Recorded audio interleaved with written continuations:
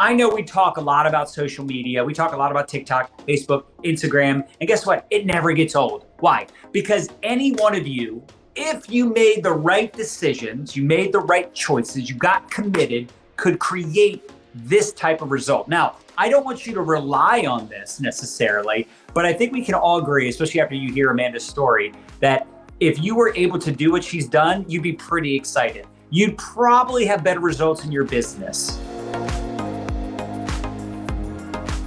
Not only was she able to increase her following on TikTok, but she also did it on Facebook using specific strategies. And this is what blew my mind. Amanda, correct me if I'm wrong, 13,000 followers on TikTok to 300,000 plus in 4 weeks, right? And then on your Facebook page, not your profile, but on your business page, you actually have a business page, right? Mm-hmm. Yeah.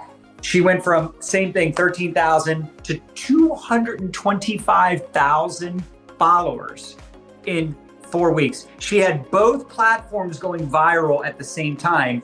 And literally this is all within like a month. The other thing I asked, I said, how many leads are you getting? She said 1 to 3 leads per video before this. Now 100 plus leads on a video. Like how many of us think that would probably be good for business if you had 100 leads come from like every video? Anyway, I'm excited to have this conversation. Amanda, congratulations. You're absolutely smashing it. Can you share your story with everyone? Like, you know, your background, you know, kind of how you ended up like cracking the code and what things look like before you started getting some viral videos and content on social. I think that would be really powerful. Yeah, definitely. So I'm Amanda Young. I've been married forever. I have kids, former RN. I actually started TikTok back in May 2021. Actually, kind of a funny story. My husband has diverticulitis. I told him to try these products, and if he gets great results, then he needs to share them and stuff, and he can make some extra money and help people along the way.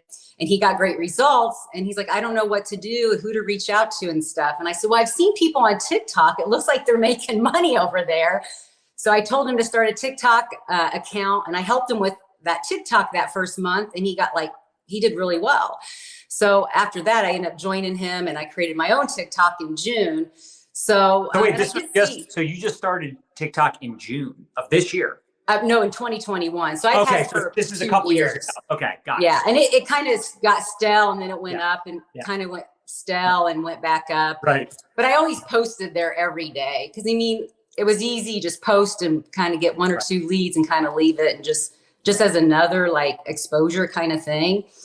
So in February of this year, I actually had 2 videos that went viral, which was a great experience because I was not ready, prepared, or anything. So that was when I decided, okay, there's ways to go viral, and there's ways to get leads and get customers and stuff off of social media and stuff like that.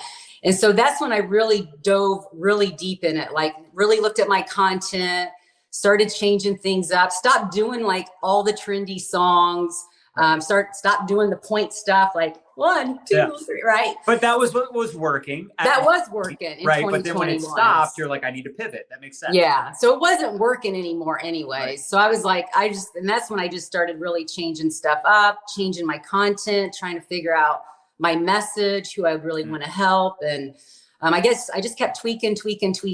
Were you doing the same thing on all platforms? Or were you like, okay, on TikTok, I'm going to do this, but then, you know, I'm going to do this on TikTok or Facebook or Insta? Like, what was your kind of like mindset there? So to do all that content, I always like to batch my content. So I take like one day, usually Sunday, I batch it all.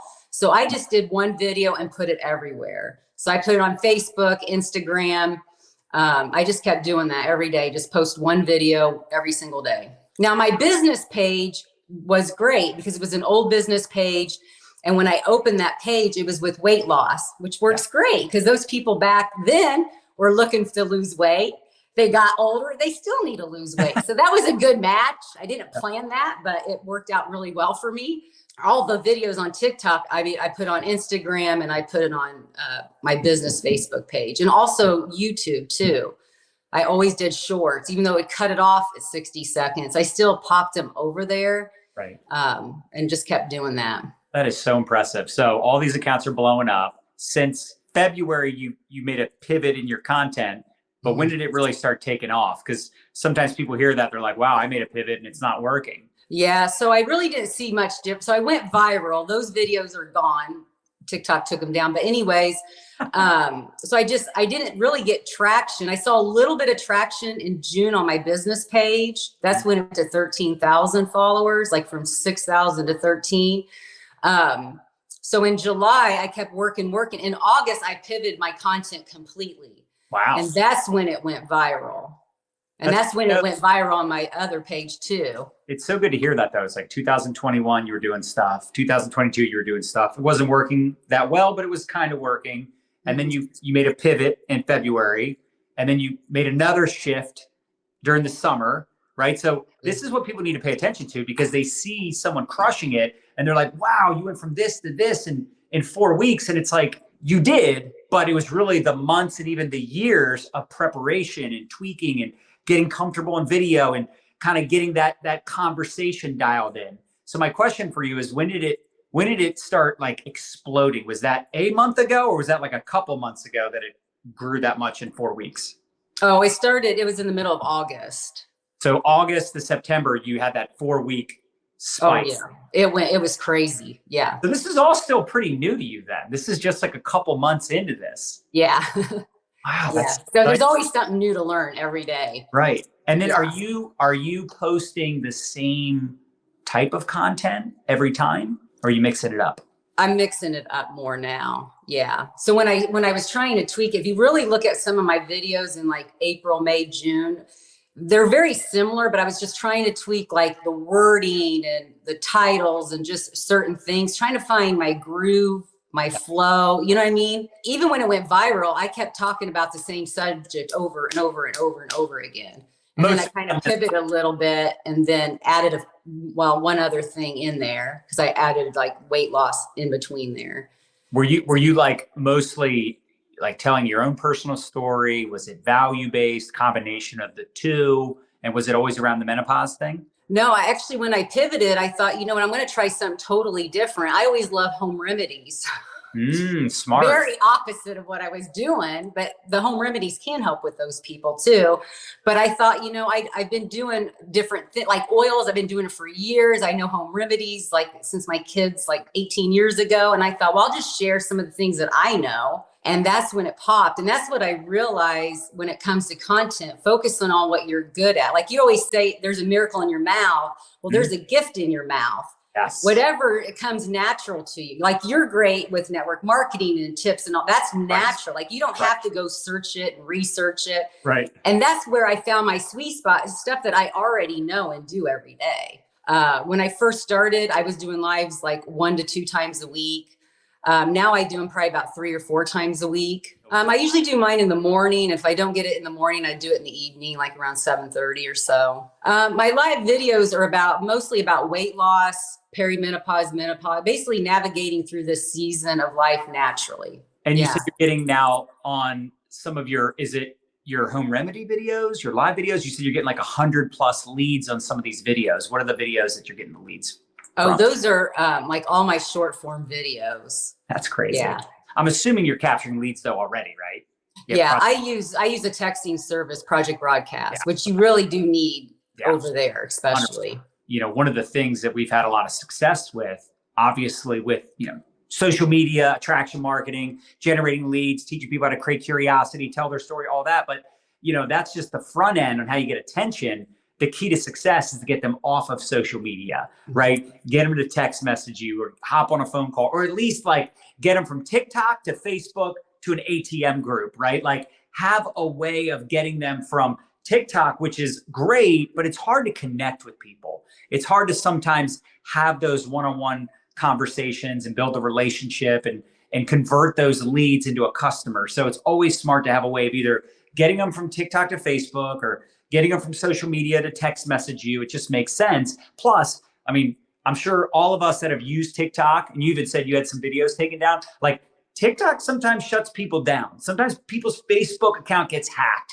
Things happen. You cannot put all your eggs on the social media train, because eventually if that train stops or goes away, right? Like you're chugging along, you're kicking butt, taking names, right? You're like, this thing's going to go forever. And, something happens, an avalanche takes out your train, right? Like it's really important to have a way to communicate with the people that want to communicate with you, either off of social media or at least on a platform like Facebook that's a little bit easier to communicate. And in my experience, Facebook doesn't seem to shut people's accounts down. If anything, people might get hacked or something like that might happen. But bottom line, you need to have a way to capture leads. You have every single one of you, whether it's Project Broadcast or something else, maybe you're building an email list, you have to have a way to get people off. In fact, what I've seen a lot of people do recently is people are setting up their own Telegram channel, and they're promoting that to communicate with people, using that platform just to have another way to touch on people and serve people and connect with people. It's such a big deal. But what other tips would you give people that maybe are kind of where you were when you were maybe still trying to figure out your content? Like, were there certain people you followed, certain books you read, certain trainings you listened to? Were there some things that really helped you kind of like come up with better ways to get attention? I'd love to hear that from you. Yeah, I actually did, because I took a conference, a virtual conference in May. And I mean, the conference was nothing about this, but what I got out of it was really how to communicate and talk to people on video. You know what I mean? Because a short form or video, your exposure is so increased versus a static post. I mean, like if you look at your analytical number, I mean, it's like night and day. So that's when I was like, if I could just get better on video and talk more effective and get my message out there. So I watched a lot of people. Well, one person I watched a lot of last summer was Ed Milet, because he's a really good speaker. I watched him every morning on YouTube. So just to help, to level the game up and get better at it, and also help mentally too. What people don't realize sometimes is when you're listening to certain people over and over again, or you're watching them, you actually start to adapt some of their language and their mannerisms. Like, you don't even realize it. So it's probably part of the reason you got better at communicating, because you're watching someone else, like you said, that was a good communicator. Like, that's super smart. What was the virtual conference you attended? I'm sure somebody's going to ask me that. Yeah, it was the Most Powerful Women. Oh, okay. Yeah, with Marina Worry. Yeah. Yeah, it was the first one I ever did. And if you've never done it, you got to do it. Like, right. I did the virtual and I got so much out of it. I think I cried literally for 3 days straight. It was so powerful. Right. So powerful. Oh, and it was all about storytelling. It was about storytelling. Yeah, that's it's such an important piece to what we do, right? We sometimes think it's like, I just got to sell the business. I got to sell the product. No, you sell the solution. You tell the story. You find ways to relate to the person that you can help. And the easiest way for you to tell your story, or the easiest people for you to attract, are people that are just like you, that have a similar story. This is what attraction marketing is all about. You don't try, I'm not going to try to appeal to a 14-year-old girl. I'm sorry. I have a daughter that's about that age, right? She's 15, but my content, my pain points, right? The things that I'm going to share have nothing to do with a teenage girl. So you want to figure out who you are, how you want to show up, and be loud, proud, bold, show up in the biggest way possible. It really is important for you to figure out, who do you want to attract? Because so many people are trying to sell their product. How can I sell my product? It's like, no, what problems do you solve? Who can you help? How can you speak to that person in a way that's not only going to get their attention, but it's going to get a new follower, a new fan, right? You're going to get someone that actually wants to plug into you more than one time. I mean, you said it. You were listening to Ed every morning, not one time. You weren't like, oh, that's a good video, follow one time. You were listening and consuming his content every morning. So it's such a big deal. And I love that you're using that not only as a way to inspire you, right? That personal development, but also it's helping you become a better communicator. And I can just tell by interviewing you how you're feeling very comfortable in your conversation, the way you show up, the way you communicate. That is such a big piece of, not just building a business or using social media to attract people, but that's actually a big part of leadership, right? That's a big part of influencing people and inspiring people is through your language and how you communicate. That's everything. In fact, that was one of the things, even though I make fun of old school network marketing and having MLM PTSD, but that was one of the things I got out of that old school, way of building was, I got comfortable at public speaking. I got comfortable speaking in front of a group of people, where before that was my biggest fear, was public speaking. My biggest fear was like, talking in front of a group of people about anything. Like they couldn't even get me to do a testimonial in those early years. But doing that personal development and getting over my insecurity eventually not only helped me become a good public speaker, but it helped me become the leader I am today. So I think all of you should make note of like identifying a few people that you can learn from, a few people that really inspire you. And hey, it could be Amanda. It could be me. It could be anybody, but you need to find someone that like moves you into action, that can not only like get your attention, but like you can maintain that accountability, if you will, because Amanda's obviously worked her ass off to get to this point, right? That was not easy. She didn't just like get lucky. She's been at it for years, posting videos every day.